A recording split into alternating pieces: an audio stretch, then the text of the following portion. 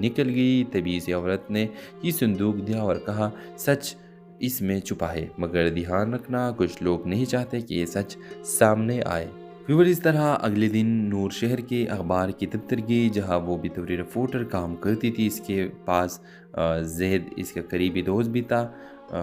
نور نے اسے سب بتا دیا۔ زید نے اسے سن کر کہا اگر تمہاری ماں کا قتل ہوا تھا تو ہم یہ کہانی چھاپیں گے، مگر پہلے ثبوت چاہیے۔ نور نے کہا ثبوت میرے پاس ہے، یہ خطوط جو کسی پیاز صاحب نے امی کو بھیجے تھے۔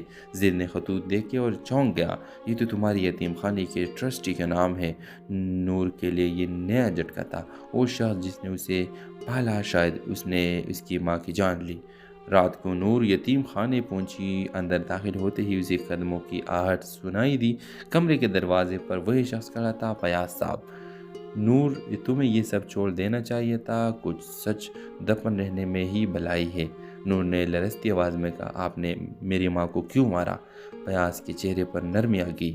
میں نے تمہاری ماں کو نہیں مارا، بچایا تھا۔ تمہاری والد سیاست میں طاقتور انسان تھے، انہوں نے تمہاری ماں پر جھوٹا الزام لگایا اور میں نے تم دونوں کو چھپا دیا۔ نور کے ہاتھ سے صندوق گرا۔ تو پھر میرا والد؟ فیاض نے دیرے سے کہا اب بھی زندہ ہے اور وہ تمہیں ڈھونڈ رہے ہیں۔ نور کی آنکھوں سے آنسو بہنے لگے۔ اسی لمحے زید کمرے میں آیا، اس نے سب کچھ ریکارڈ کر لیا تھا۔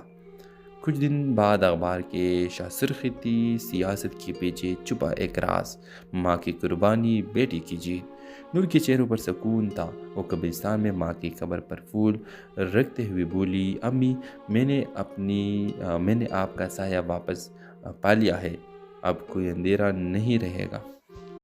ہیلو ویورز، رات کے وقت ہلکی بارش ہو رہی تھی۔ شہر کے ایک پرانے محلے میں بجلی جا چکی تھی۔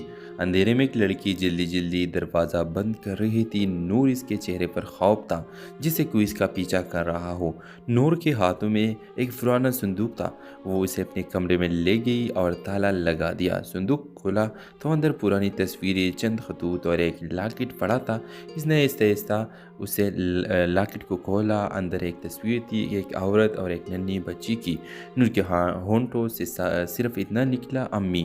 نور ایک یتیم خانے میں پلی بڑی تھی۔ اسے ہمیشہ بتایا گیا کہ اس کے والدین ایک حادثے میں مر گئے تھے، مگر کچھ دن پہلے ایک اجنبی عورت آئی تھی